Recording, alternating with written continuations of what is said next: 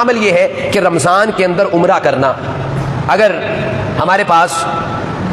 وقت کی قلت تھی، ہم نہیں کر سکے، یا ہمارا نام پورا اندازے میں نہیں آیا، یا ویسے استطاعت تھی حج نہیں کر سکے ہیں، یا حج جتنے پیسے نہیں ہیں، تو پھر اس کے لیے آپ نے فرمایا کہ رمضان کے اندر جو عمرہ کرنا ہے اس کا ثواب بھی حج کے برابر ہے. حدیث میں آتا ہے، صحیح مسلم کی حدیث ہے، رسول پاک صلی اللہ علیہ وسلم نے فرمایا، ایک انصاریہ عورت سے فرمایا تھا کہ فَإِذَا جَاءَ رَمَضَانَ فَاعْتَمِرِي فَإِنَّ عُمْرَةً فِيهِ تَعْدِلُ حَجَّةً. جب رمضان آئے تو رمضان کے اندر عمرہ کر لینا. رمضان کے اندر جو عمرہ کیا جاتا ہے اس کا ثواب بھی حج کے برابر ہے.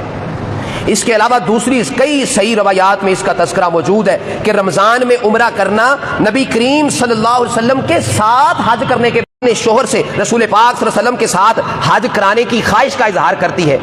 مانگ کرتی ہے کہ میں رسول پاک صلی اللہ علیہ وسلم کے ساتھ ہی حج کرنا چاہتی ہوں، لیکن وہ کسی وجہ سے نہ کر پائی. جب حج کے بعد رسول پاک صلی اللہ علیہ وسلم لوٹے تو انہوں نے اپنے شوہر کو آپ کے پاس بھیجا، تو رسول پاک صلی اللہ علیہ وسلم نے آگے سے ان کو جواب دیا